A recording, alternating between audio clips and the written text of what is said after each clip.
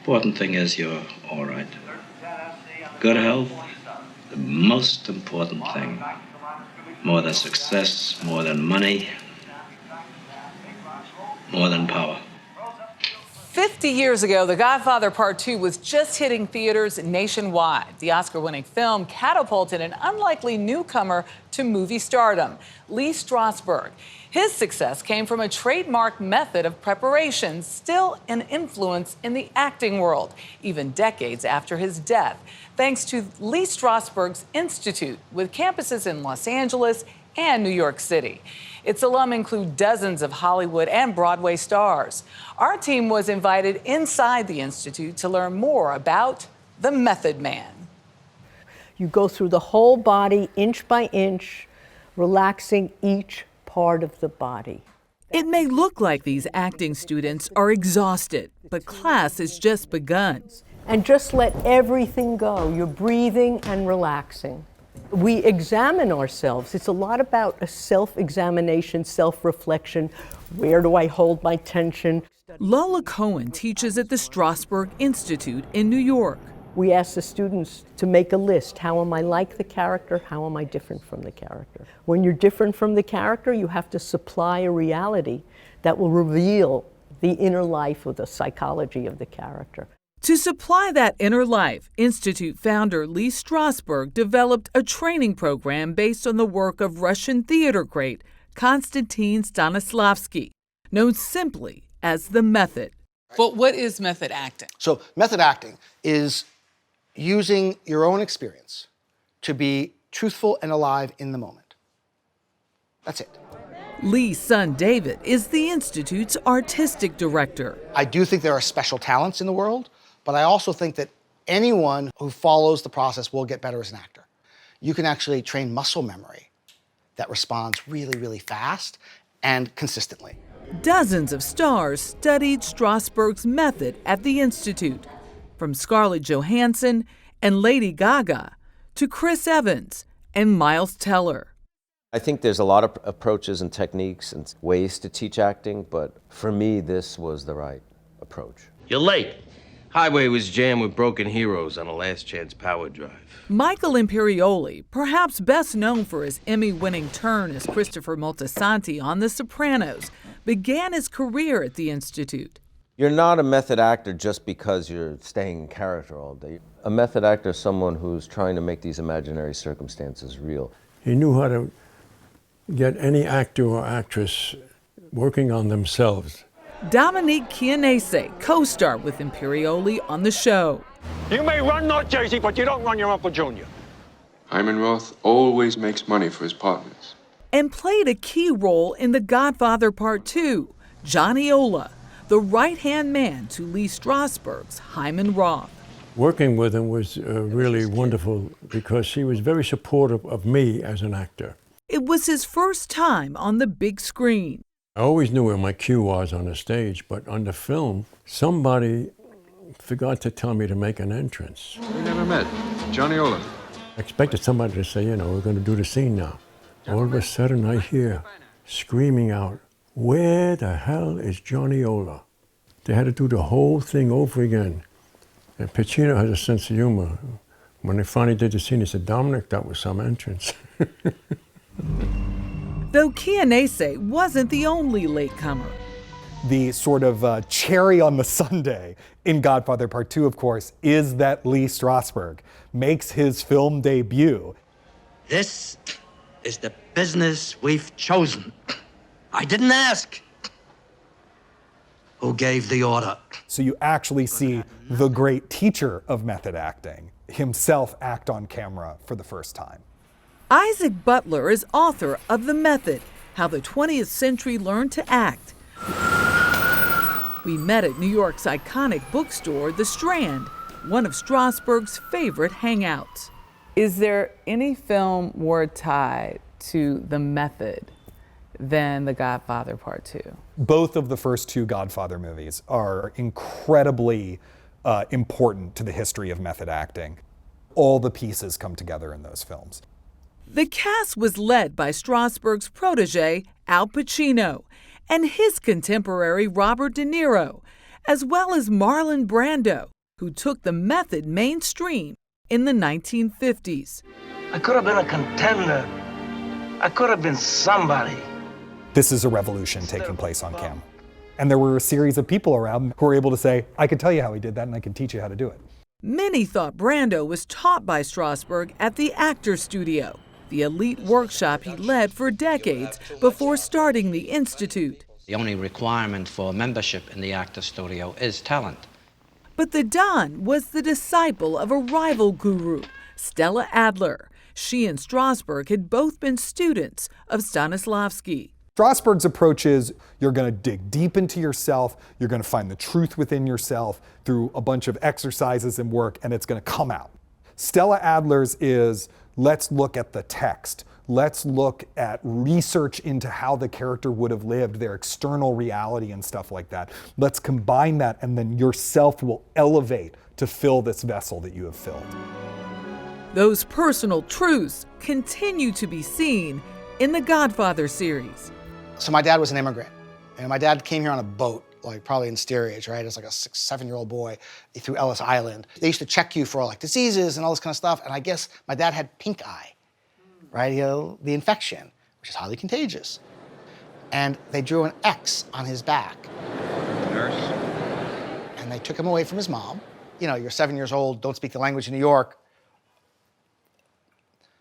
And some man, I'll get emotional every time I think about it, some man who we will never know who he is, what he looks like, saw him, saw his mom, and went, and wiped off the X off his back and pushed him back over to his mom, right? It's like, but for that, there's no Lee Strasberg. More than 4 decades since his death, the Lee Strasberg legacy lives on. All of this is geared towards creating a character, even though it seems like separate work. You're carrying the torch. I am. For this next generation. Right. Why did you decide you were going to be a standard bearer? I fell in love with the work. I was mesmerized by the work. That's it. That's it. It's thrilling to watch students blossom and bloom after having, you know, me making a judgment call that they have no talent, which I never do anymore because you never know when talent is revealed.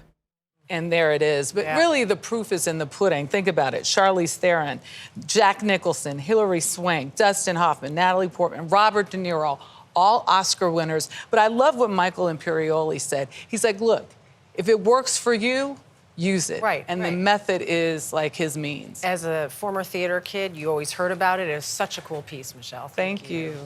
And you can stream the entire Godfather saga on Paramount Plus. How about that? Ehi Vito, ma tu sei sicuro che io dovresti di sì? Please can die. I'm making an offer, you don't refuse. Don't worry. 50 years ago, The Godfather Part 2 hit movie theaters and went on to achieve unprecedented acclaim, setting box office benchmarks and making Oscar history with a record 5 acting nominations. This week, a new podcast, The Godfather, a film we can't refuse, was released by Audible and Paramount Pictures, a division of our parent company, Paramount Global, who, as you may know, was behind the award-winning trilogy. Well, to mark the golden anniversary of the classic, we took a look at how that production brought star power to a corner of New York City in the middle of hard times, and how connections to that neighborhood helped plant roots that remain today. When Francis Ford Coppola nabbed his Oscar for Best Director, he was about to make history. The Godfather Part 2 won Best Picture. It's the only movie franchise to win that category for both its original and its sequel. I knew it was you, Fredo. Do you recall seeing The Godfather Part 2 for the very first time? Oh, of course. What was your impression? That it was even better than the first part, which I thought was a masterpiece. Noted film historian Foster Hirsch says it's all about the acting. We spoke to him at New York's Salmagundi Club. Really what we're seeing was a perfect example of what the kind of acting. Michael, you haven't heard me. Method naturalism. What do you want from me? Real behavior. Do you expect me to let you go?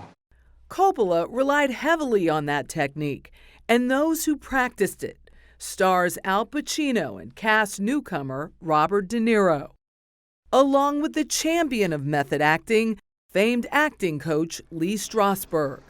This country has had rebels for the last 50 years. In his first major film role, Michael, mob kingpin Hyman Roth. we're bigger than U.S. Steel. The film mirrored much of Strasberg's own life, including being marked for quarantine as a child at Ellis Island. Lee Strasberg grew up on the Lower East Side in a Jewish community, which wouldn't have been that different from the bustling Lower East Side Italian immigrant community we see in the film. His first theater-going experiences were of the kind that the Robert De Niro character has in The Godfather. Working on the film gave Strasberg more than just a chance to reminisce. It was like almost mandatory as an actor. Go to the actor's studio. It also reunited him with his students, from Pacino, People, Brando, James Dean, Paul Newman, on and on. to Francesca DiSapio. He was a father to a lot of people. What was he to you? To me, he was everything. I mean, he was a master. Yeah, but that's one of the things which... There is a difference between great teachers and masters, and he was a master. DiSapio played a young Carmela Corleone. What was your experience working with Francis Ford Coppola? Oh, he was wonderful. We spoke to her at the Lee Strasberg Theater and Film Institute. He was fatherly too, protective. It was very easy to shoot, to work with him, because he let you free. The real talent of a director is to know actors that you don't have to direct, that you know how to choose them to the point that you don't have to direct them. They say he was a method actor, director. Right, probably, yeah. That meant recreating a slice of early 20th century New York on the Lower East Side. I like my films to be what they're about. I like to always use what the themes or the situations are in actually making it. The whole street was recreated, and that was kind of exciting. The whole street just changed, and they made it to look like the period. Transforming an entire block on East 6th Street. It became like a tourist attraction at some point. Yes, it was. I mean, everybody was, oh, mira, está filmando una película, ya la sé, It was vamos a para big allá. thing. And then, it looked vintage, you know what I mean? Pepe Flores and Kiki Cotto were living around the corner when production began.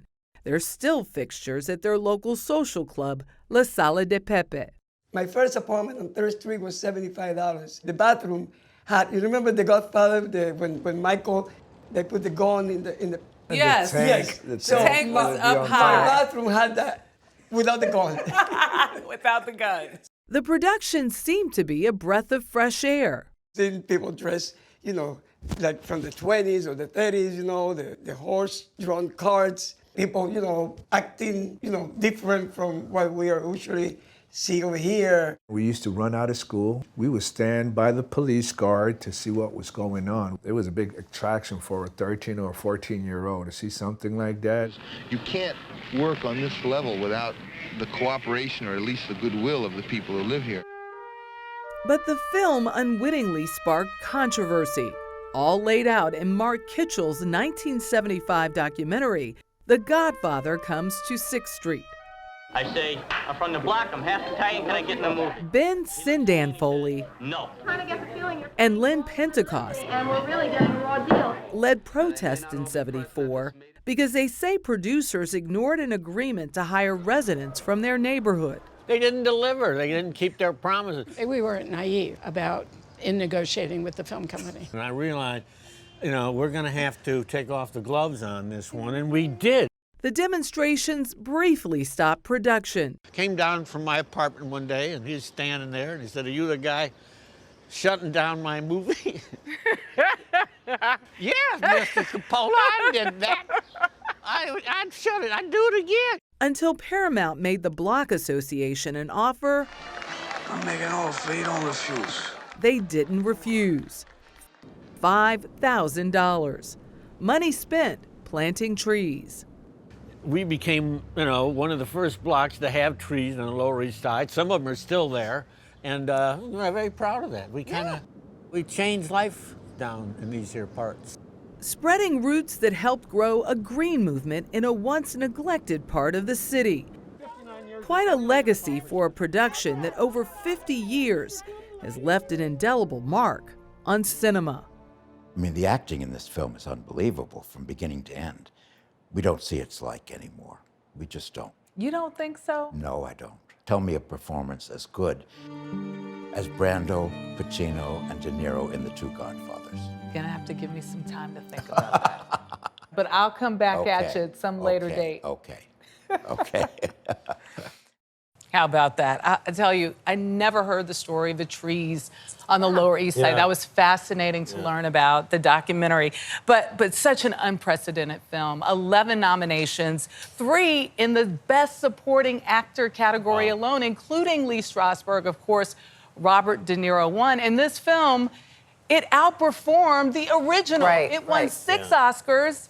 And the original only won 3. And the Lee Strasberg story is so great. The legendary acting coach makes his first appearance in a role and nails just it. nails amazing. it. Now, you know there's no sure way for us to fight a fire and anything over the 7th floor.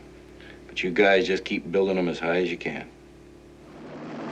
With its epic scale, all-star cast, and groundbreaking special effects, 1974's The Towering Inferno set the standard for disaster films during a decade that celebrated the genre like never before. Work it around.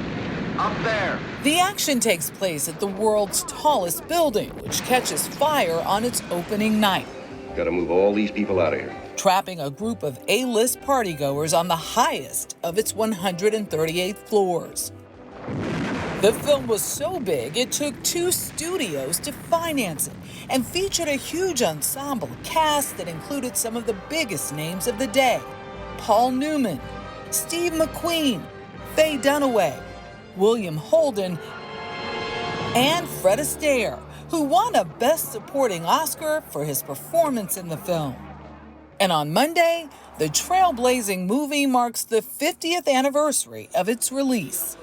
To celebrate the movie's milestone, many independent theaters are holding special screenings. Welcome to tonight's presentation of The Towering Inferno. You ready to see some disaster movies? Let's go. I got a chance to rewatch the film with Screen Crush editor-in-chief Matt Singer at Fort Lee, New Jersey's Barrymore Film Center.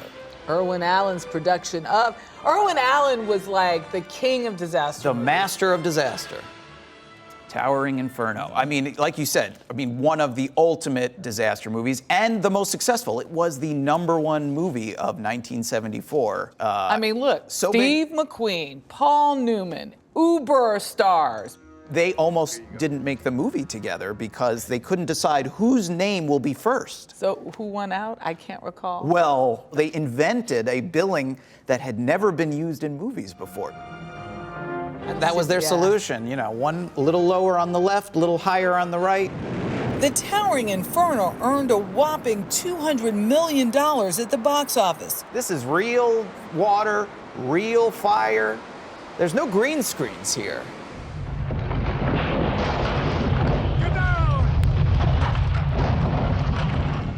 But it was just one of over 30 disaster movies released during the decade, including Earthquake, Airport, and The Poseidon Adventure. Oh my God. What makes these so entertaining to watch? When you think of big Hollywood movies, we tend to think of escapism. And here we have movies that are about these horrible catastrophes, the things that we tend to want to escape from thinking about for 2 hours when we go to the movies. But I think what it comes down to ultimately are 2 things. One, even though there is some sort of tragedy that's happening, and a lot of characters do die, there are always that handful that survive. And so what happens is, we in the audience are safe. And we like to kind of imagine what we would do in these situations and perhaps think, well, we would be the ones to survive. Then there's one other important aspect.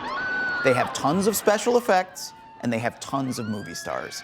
And what do people love at the movies more than special effects and movie stars?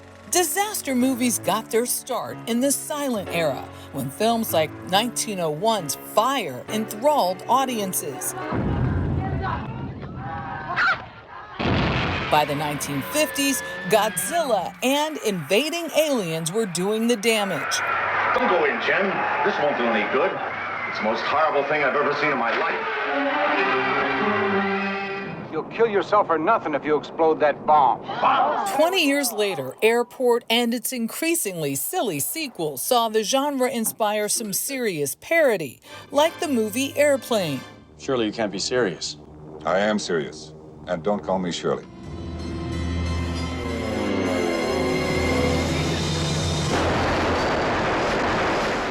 You can watch Airport 1975, and you can definitely see some of the inspiration for Airplane. You got a singing nun.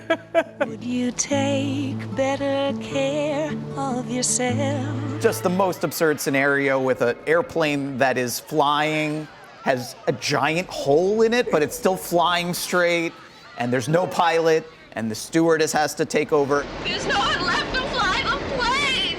So the movies are getting so absurd and so outlandish. There's nowhere to go from that point.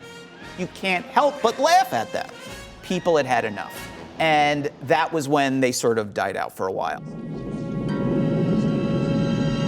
Come on, if we don't do it now, we're all gonna die. For the most part, Hollywood put disaster movies on the back burner for much of the 80s. But eventually, the fascination returned. But after a while, everything is cyclical. They had been gone for so long, and then movie-making technology had gotten so good that in the 1990s, people started to make them again.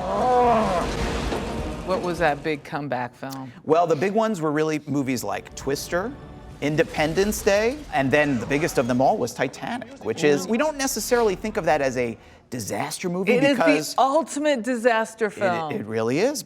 We're gonna make it, Rose. Trust me. It has lots of characters, beautiful stars, romance, tragedy, survival. It's got it all. The 90s introduced CGI effects, and that innovation continued into the new millennium with films like The Day After Tomorrow and San Andreas. Oh my God.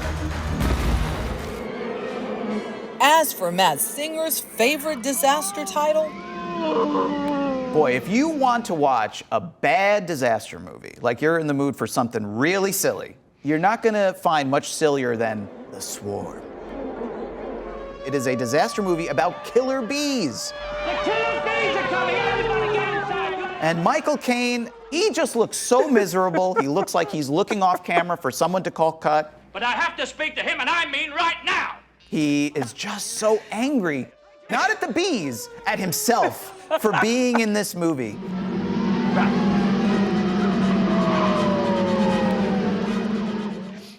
and the number of huge stars that are in these all films. these, yeah. And looking back, I mean, you know, we're children of the 70s. Yeah. When Oh, they all were of them. The epic. Swarm I don't know, but Poseidon Adventure, Earthquake, all those. It's just unreal. And we love them. We do. Follow the yellow brick road. Follow, follow, follow, follow, follow the yellow brick road. The Wizard of Oz has enchanted audiences of all ages for the past 85 years. We wish to welcome you to Munchkinland. You're off to see the wizard, the wonderful Wizard of Oz. An Oscar winner named the most watched movie of all time by the Library of Congress. That's how we laugh a day away in the merry old land of Oz. It's also provided a treasure trove of memorabilia for countless collectors. So you see, there were several different departments that made the shoes. Like Michael Shaw.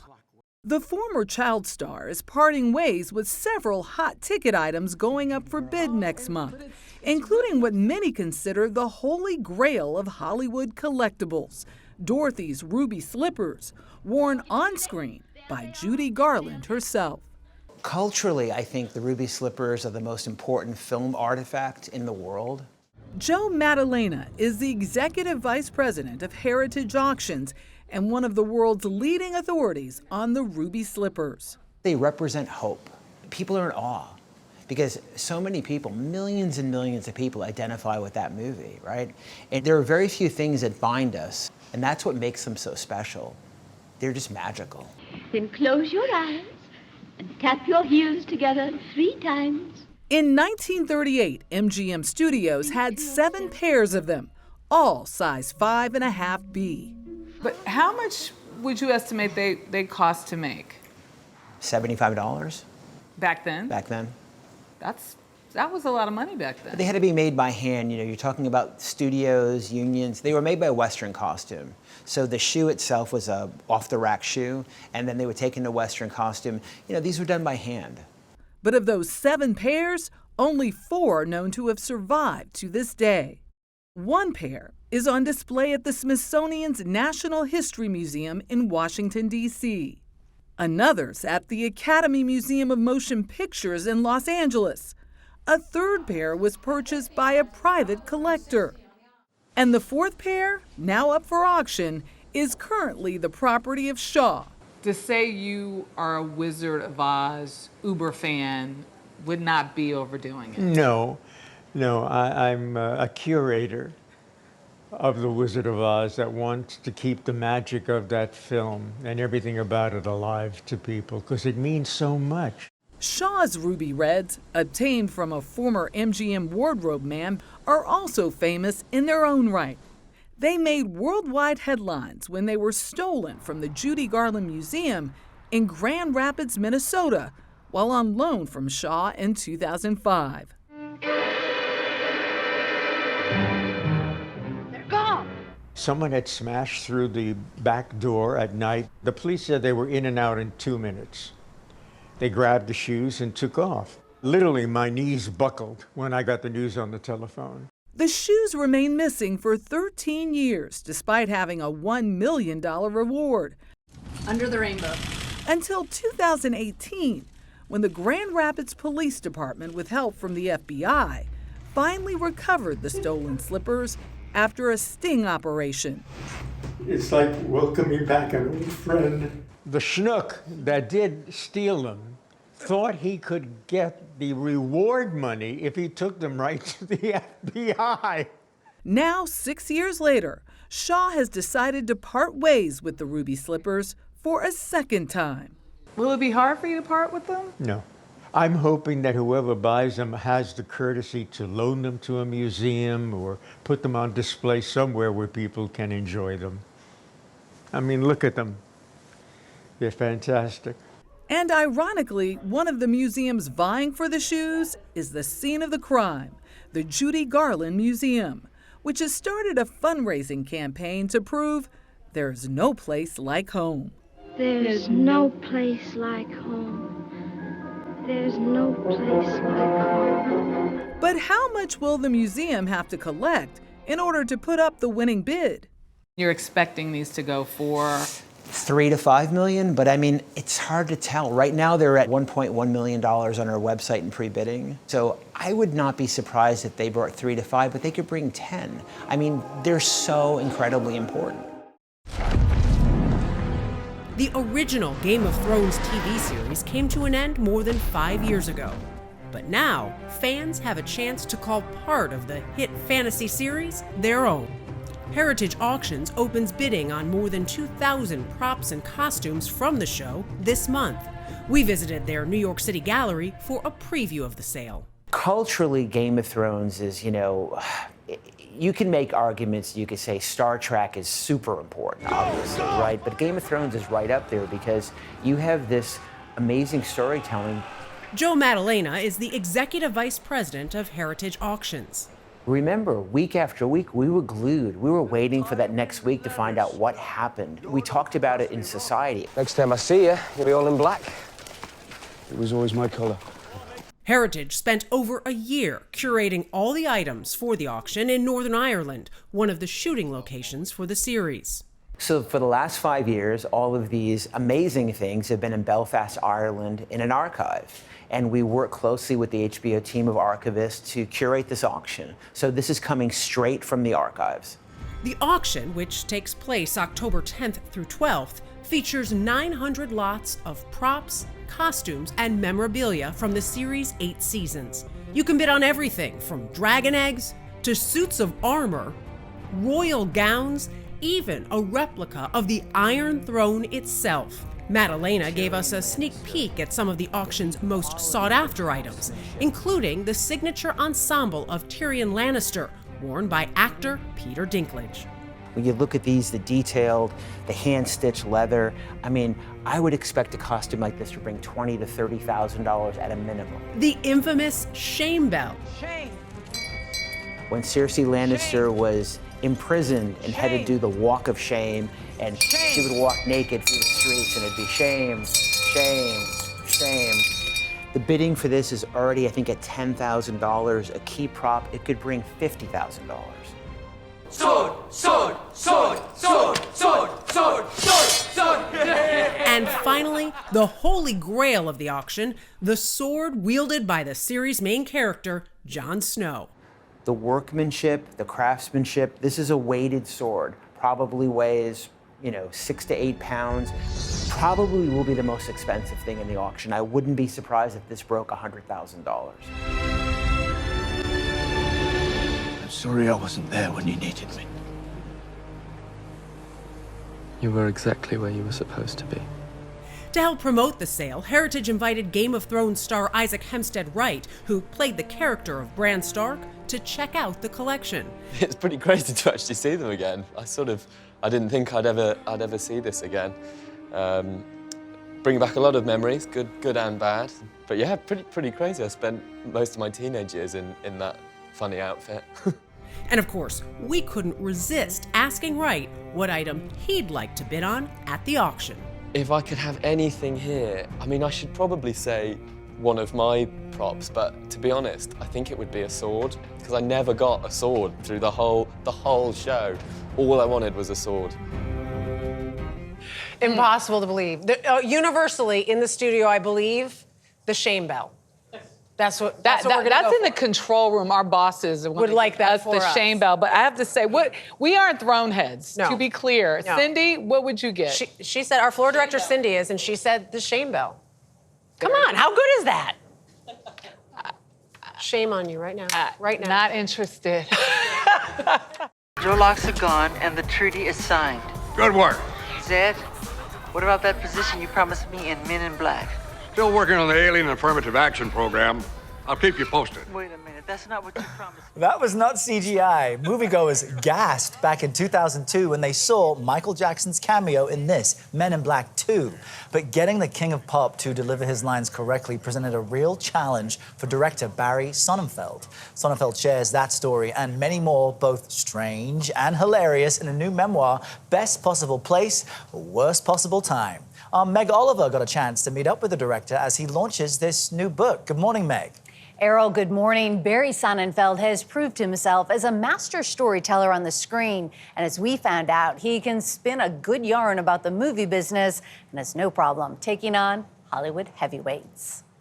Just shoot the damn thing on the count of 1,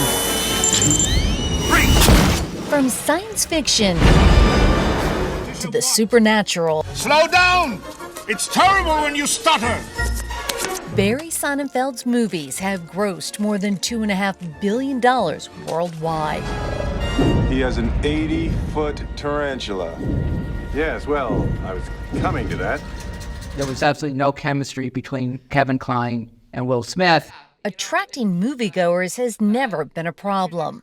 Now he's taking fans behind the scenes, sharing stories from decades as a Hollywood filmmaker. I always hated the actors. They never did their marks. In his second memoir, titled Best Possible Place, Worst Possible Time, he doesn't hold back. How would you describe Hollywood to an outsider? Is high school with money. It's sort of a hard place to work. Why did you want to write this book? My publisher said, we want you to write another book, but this one, A, entirely about Hollywood and your career, and B, we want a lot of short chapters that people can read on the toilet. So, and also because I'm 71, I'm semi-retired, I felt I could write honestly about various people that I've worked with, both actors and studio executives, that I might have held back if I was 40, but at this point, I'm letting it out. letting it out by revealing what really went into making some of his hit movies, like 1995's Get Shorty. What was going on with John Travolta?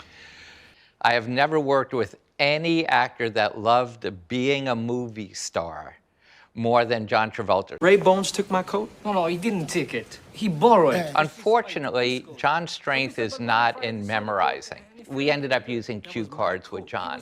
Cue cards. Cue cards all over the set.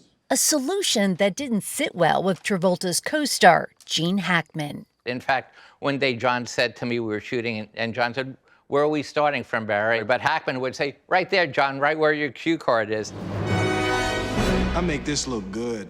When it came to working with Will Smith, he describes their relationship as close but complicated. I did 3 Men in Blacks and Wild Wild West with Will. The problem with Will is he's like a giant Great Dane puppy. He's got way too much energy and he hasn't been trained well. So we got into this game of punching each other. And after 2 days, I got so angry. I said, I'm going to hurt this guy. And I really thought about it. And I punched his shoulder so hard. Your leading man. My leading man, but I know I can't hurt this guy.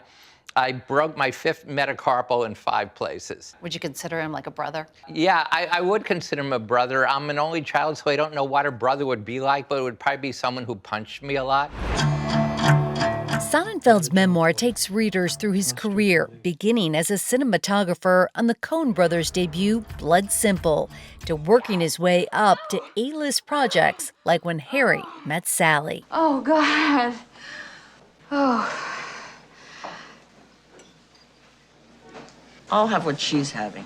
Did you know at this point this was going to be an iconic scene? We knew it would be funny because Meg is so good and it's so well written, and Meg's performance is amazing. Nice. And big. This is one of my all-time favorite scenes. It was a hard day. We only had 1 day to shoot at the famous FAO Schwartz. When we shot this, no one knew that it would be iconographically very similar to When Harry Met Sally's orgasm scene is. If you say big, this is the scene everyone remembers. Always. When did you know? We didn't know until the premiere of the movie. So in this scene, when the car goes upside down, that piece there was shot on blue screen, the two of them in that hermetically sealed area. And on the first day, the first take, Will Smith farted. And we had to get Tommy out of there fast because they were totally sealed in that tiny little space.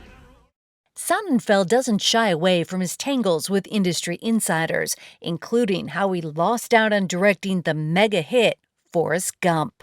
In the book, Forrest Gump is sort of a fat guy. He's sort of a big, strong, overweight guy. And I said, I know who should play this. It should be Tom Hanks. And what we should do is make him like a runner. I decided to go for a little run.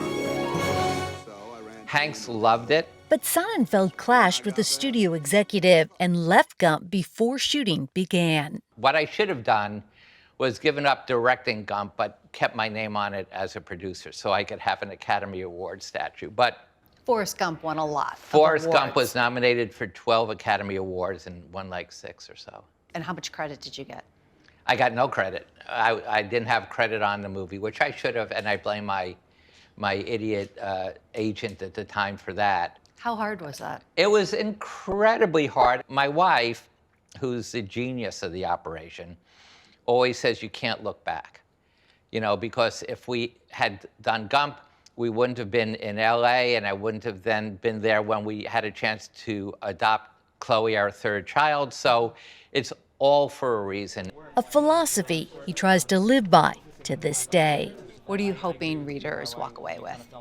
I hope the readers find it funny, entertaining. Even if you're not constipated, you can get through any chapter on the toilet without any long reading. And I hope they get some good laughs and also learn how surreal the film business is and how shocking it is that any movie ever gets finished. You might wonder why Barry titled the book Best Possible Place, Worst Possible Time. Let's just say we can't share that on national television. So you'll just have to read the book, which is full of humor. It's full of history. And on the set of When Harry Met Sally, he was the director of photography. And although he says Meg's performance was brilliant, he always talks about the reaction shot, and the reaction shot of Billy always got the biggest laugh. Let's see. He had me at the fart. I was not expecting that level. No, there's a lot going on there. No, I have he's a two sharp boys, guy. so it wasn't too shocking. Thanks, Meg. Great to see you.